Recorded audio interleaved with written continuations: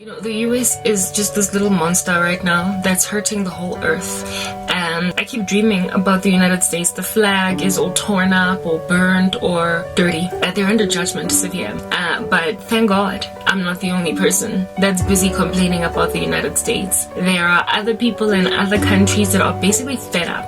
So with the whole world rising up against the US and complaining that their censorship is ridiculous, etc., the United States will ultimately have to do better or face just loss of their country, period. The power that they have. So even though they annoy me, I'm not too concerned. The world will deal with them. South Africa, however, who's dealing with you? No one but people like me. You're forgettable, and yet you are so evil. How are you as evil as you are when you are also as forgettable as you are? You're under judgment. You know what? Once I leave this country, I will not talk about you again, South Africa. Like, I've been speaking to you and about you for so long that you're like a broken record in my mouth, and frankly, it's unsavory because I'm original. I don't repeat stuff. I can't stand you. The darkness in this country has made me loathe every crack and crevice of South Africa. Even on Netflix, I deliberately avoid watching South African shows because I don't want to be driven into some cognitive dissonance, a glitchy state, because I no longer belong to a country that I am still in. It's like you've erased me from the memory of the country, and now I can't stand it. I will not talk to you anymore. This is what your sorcery did, your jealousy, your ancestral worship. It destroyed your countrymen, made people that were born here hate the land, and caused God to extract them so they can get normal lives elsewhere. I will not miss you. I will not, even though once upon a time I really did love this. I really don't know who in the occult is able to live impilo normal after seeing the things that they've seen, what they've done. How are they not scared 24 hours a day? Because if you can so easily trash a woman's entire future, aren't you scared that somebody's gonna trash never mind your life, but the life of your own child? If at all you care for that kid. Or the life of your husband, since the two of y'all leshara bond. And if he gets knocked out from his career by some crazy Satanist in the office, y'all gotta either sell your house or have it repossessed. How do you not live in fear that somebody's gonna come at you sideways, a flying kick the other occult, when you are practicing these things? Since you don't believe in the God of the universe, since you don't believe in his ubiquitous overarching power to brittle it, how then can you trust that you're not gonna have a rug pulled underneath your feet, get home one day and find your husband dead on the floor from a heart attack, induced by some jealous friend because she hated your marriage? How can you trust that that's not gonna happen? I'm really grateful that I belong to Jesus, because then I don't have to rely on the better judgment of people in order to be truly safe. If I wasn't in Christ, but I was a South African that suspected that witchcraft is being done against me, I would be so scared. I would live in so much fear. I would not be able to sleep.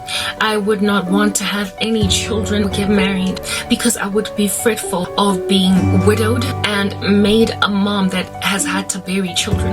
The way I am somebody's daughter, and I have had death curses slapped on me by men and women who did not care that they were causing my parents to lose a child. So if I was not saved, I would be scared to have a kid, lest some idiot like Gwen would fall in love with my daughter or my son, and because of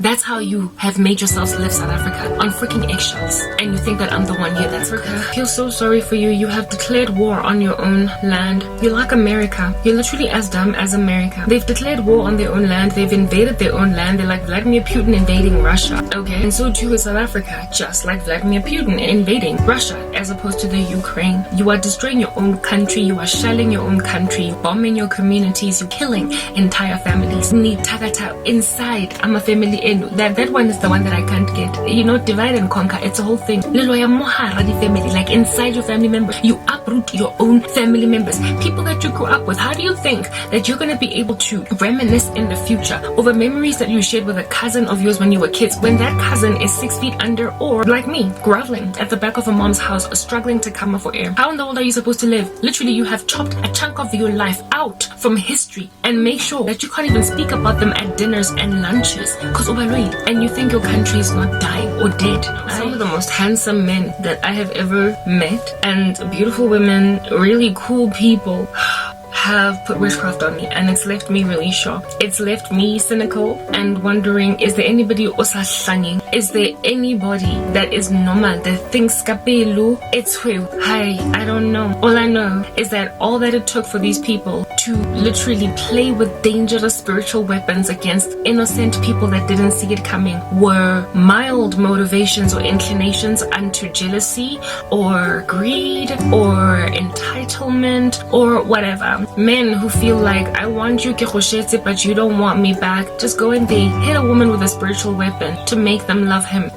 Women that are jealous of their colleagues, spiritual weapon. And now look at the country. You have trashed South Africa and you are still busy with your magic wands because you hope no one will see and you're too selfish to stop. This thing has collateral damage. Woman that is struggling very much to try and get a message home to a country that's basically bereft of any sanity at this point, any faculties that can help them put together pieces of a puzzle, and so therefore cease and desist from the hostilities that they have striven heavily to bring to my particular doorstep. Listen, okay? Mona wa lona has made out of you little devils walking around. Hali tusani, and I never mind usizana and sebenzisani kahle. How do you think corporate South Africa is supposed to thrive when everybody's bewitching their colleagues? How do you think the economy is supposed to thrive when even the grandest economist of the country is competing with the next guy sitting next to him that has got insights that they could give? La patana. You're into burying each other and you hope that this country will live. Askis shem, Maya. I don't know when. All I know is that struggling to sleep because I keep getting harassed by witches every time I fall in occult. Because these days I'm doing shorts and shorts only due to the fact that, I don't know, whatever. It's just a season. Angas, I'll go back to long form content. Because they are, you know,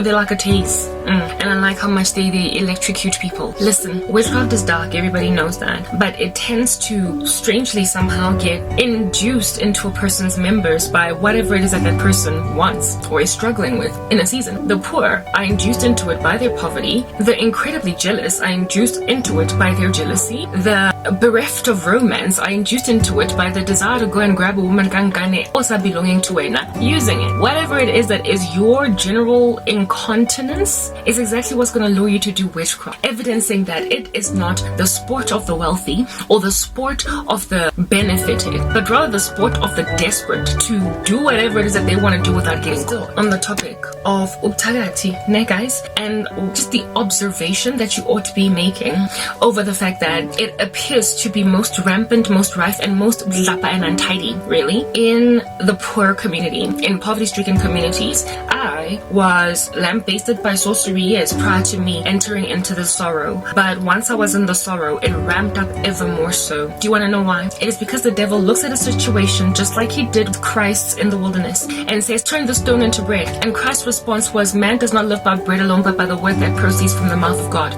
Then he was told to worship the devil and he will give him the kingdoms of the earth. And Christ said, thou shalt not worship any other God but the one true God. He was then told to jump off a cliff and trust the angels to catch him. And he said that thou shalt not test the Lord your God. So whatever it is that you're struggling with at the moment is exactly what Satan is going to tempt you with. So how's not he is going to come to you and promise you money. But if you have money, he is going to use jealousy. Explain to me this, ne? Why are you trusting this witchcraft of yours, ne? Literally, I cannot stop trying to get my head around this particular situation. Why do you think that the biggest, most satanic rituals are done by the poorest people in this country while they still stay poor? I have an ex-boyfriend that was poor, and from what the Lord has shown me, he has mowed to the ground over 50 people with the occult, and he's still kind of struggling. I dated him when I was 21 or something, and he was 24. Alright, listen, this stuff is very Squid Gamey. It grabs the poor and exploits their poverty to make them do the grandest of abominations. But if you already have money, you are highly unlikely going to get called by Satan to sacrifice your cousin in order to make money. Do you understand? So if at all you feel as if though witchcraft has protected you, why under heaven is it not protecting Labantu sitting in the squatter camps? You telling yourself it is because when now you have a better sangoma? No, it's one devil that knows how. The most ominous sangomarized rituals, witchcraft rituals that are done on earth, in South Africa, in South Africa, because that's where we're at right now, okay? They're done by some of the most poverty-stricken people of this land. The grandest number of human sacrifices are committed amidst the poorest of the poor in South Africa. It's not even the wealthy who get all their cars, all their businesses, all their whatever together through this darkness. They are not the ones that do the most intense rituals in the occult. It's always the poor. And that should explain to you, give you some kind of a hint if you're involved in the occult, that this thing is not balanced, and neither is it normal or ordinary. It obviously is exploitative. It's very Squid Gamey. Like, it looks for the poor and causes them to commit the grandest of crimes in order to get stuff that they never even end up getting, evidencing that it is satanic. But you don't see it. And exploit already, precisely because there's nothing that the devil can use, not much anyway, to tempt you who are wealthy or who have gotten out of some suffering using witchcraft. Here's the naivety of your thought process. If this stuff works so well, you should ask yourself why it worked only for you. Do you think that you're the only one so grand and so special to have found the only real sangoma in the street? Really? You believe Utu Satan is the one that gave you that car, that house, that position as a senior manager in your company? Really? Kangutu Satan. Okay, by then are all these shack dwellers in South Africa so besotted and beside themselves with adoration too, indeed, over sorcery now. Everywhere. Informal settlements, all the way to the middle class, the upper middle class, and then the wealthy. The whole country alloy. Maraona liba to grant up the majority of them that are poor. So are you the one that found the right sangoma? Ubile like watolana na kwaku, wako Ghana? Or are you just fooled to disregard the fact that the common grace of God is all over creation, including over you, for giving you a job today? You just so happen to be better off than the next. If you were at the height of your prosperity, bouncing up and down on beach balls and swimming it up a storm because it's summer all year long, if that was you, then maybe, just maybe, I would stand where I'm sitting and be like, I guess there is nothing at all that's showing them that they worship Satan. But right now, your country has been thrown to the dogs. Literally, it's like the insides of somebody's stomach, hydrochloric acid and everything. Despite that being a thing, you're still holding on to Lord God, Ben. Baningi no khalazi ukuthi grandship uthembe which one. La loyana haleratan. Halina le khotso, halihon lo rubala. And what's worse is that bomme ba teng ha bana maitseo cause ba loya ke le bana. Ha hona di ho, ha hona di brigi, you are full of a desire to control, and yet you think ukuthi ama ancestors enu ayansisa. Akutliye guys ukuthi akuna God there, just the devil, cause uyo otshontshayo, he steals, kills and destroys. Look at what your country looks like. It looks stolen from, destroyed. And God has had mercy on Africa for so long. Like all this darkness that you are in, like the satanic worship, the occult, the adoration of sorcery in Africa, all that nastiness, it's messy. He has had so much mercy on you, Africa, for so long because of your roots, because of the fact that the gospel was brought to you very harshly in many parts. And so he's had mercy, revolutionized your countries and given you peace and enabled you to live without racial oppression. And now that you're on the other side of things, you are still vehemently persistent on these satanic gods of yours that have destroyed your countries. You have sidelined Christianity in favor of this ancestral worship dark stuff, and it has just destroyed your countries. Just look at South Africa. It's decimated. Your gods aren't listening to you, but you insist on holding on to them. You can't serve two masters, so don't call yourself Christians. Hands a little busy. Togoza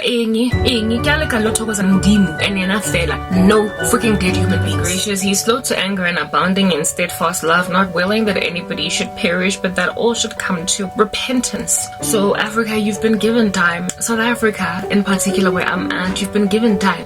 God has mercy. He had, really, I think had is the operative word here, because he's done. Alright, the doors are being shut on you. He has mercy on the fact that you and this ancestral worship nonsense, that it's your roots, and that it goes very far back even before you were given the gospel, and so you just wanted to continue to hold on to your roots because you didn't trust the people who brought you the gospel, because they kept on whipping you up and treating you like trash and calling you the K word. So he let you live with Christianity next to your ancestral worship in prosperity for a very long amount of time to basically check and test what works out. And then after proving that he was the one true God, you still continued with your ancestral worship. Then he showed you just what taking the gospel out of your country will look like, and you're still stubborn.